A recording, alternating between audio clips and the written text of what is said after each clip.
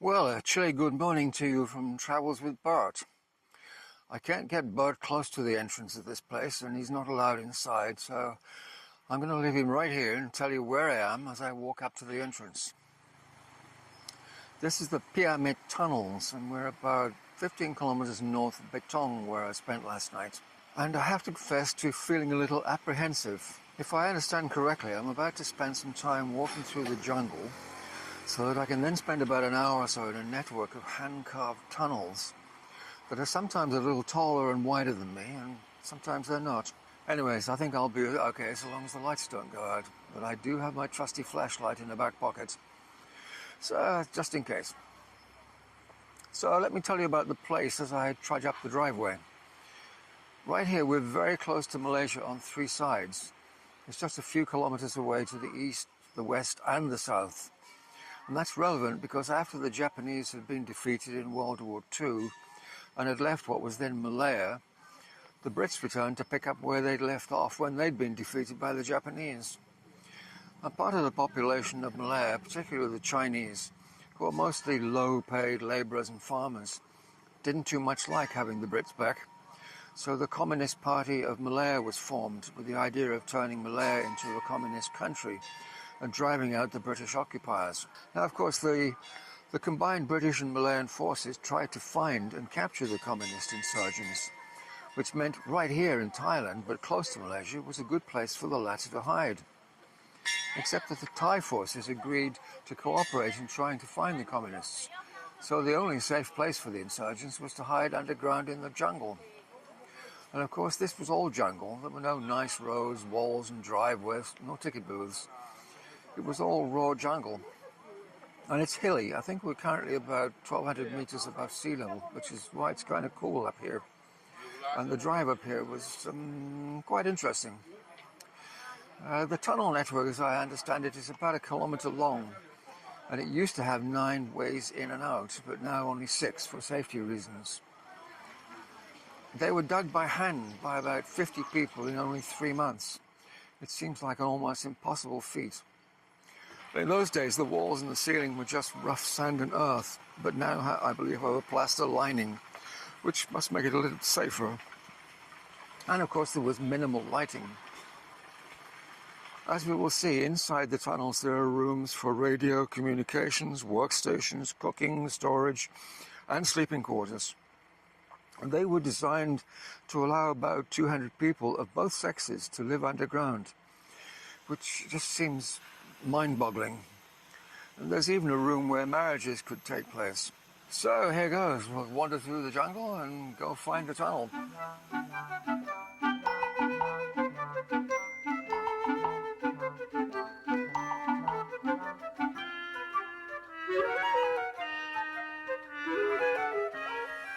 Well, I must admit, I wasn't expecting several hundred steps. I thought we were going down into a tunnel. Oh well.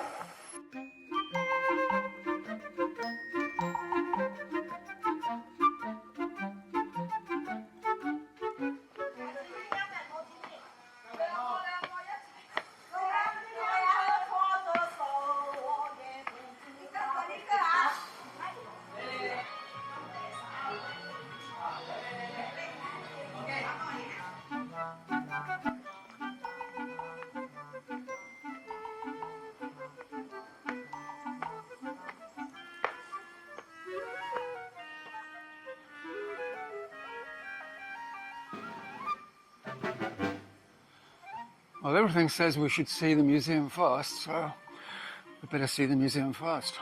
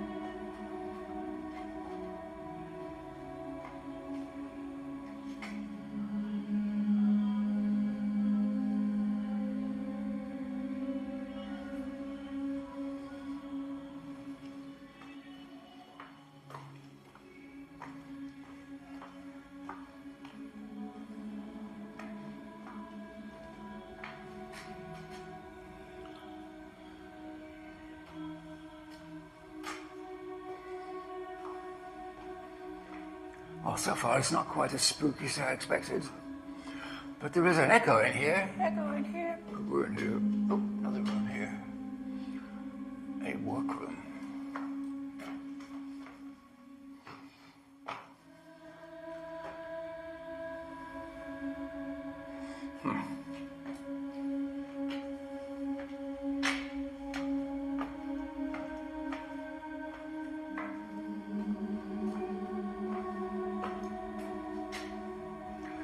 Sleep place.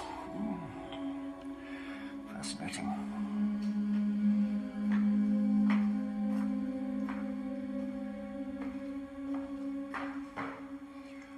A seat.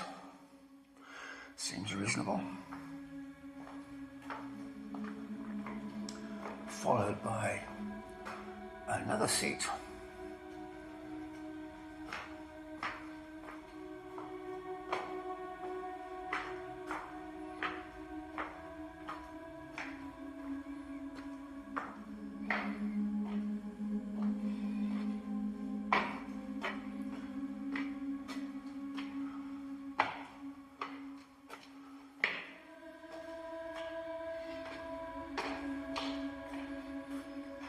Museum, we did that bit.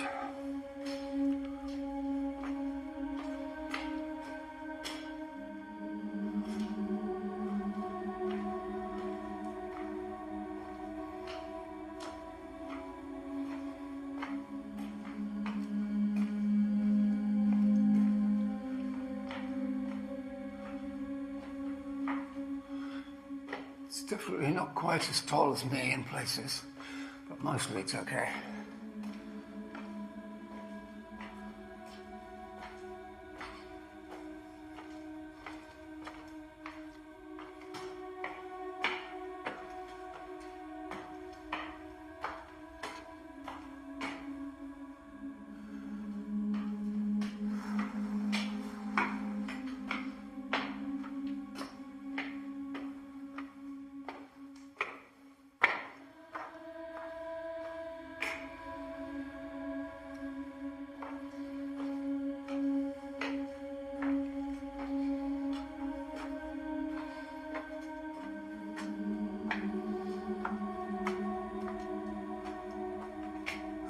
We have steps. Okay. I think that's the exit. And I don't think I want to go out there and walk in the jungle. So I think we will go back. And there's a couple of rooms on the sides that we need to explore. While I smash my head. Ouch.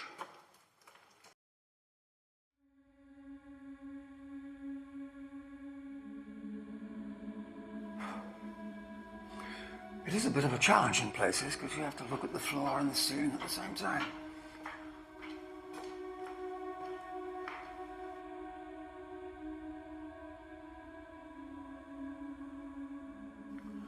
Well, if I take this one and come out at the museum, I guess that'll be the right way.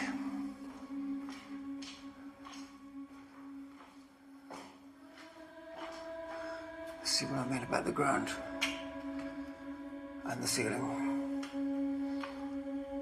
I have to do a spot of crawling here.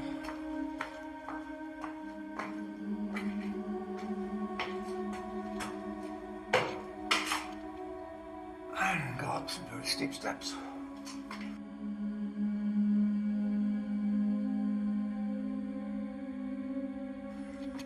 All right, where are we? Right, so now we have to trudge down the steps again. So I survived long enough to reach the end of the video. I hope you found that interesting. It's been on my bucket list for a long time, so that's one more I can cross off. And now there's only one way to go, and that's north. And then we'll head east back into Yala Province. And there's plenty more interesting places to visit on this trip. But for now, it's goodbye from Bert, and it's goodbye from me. Goodbye.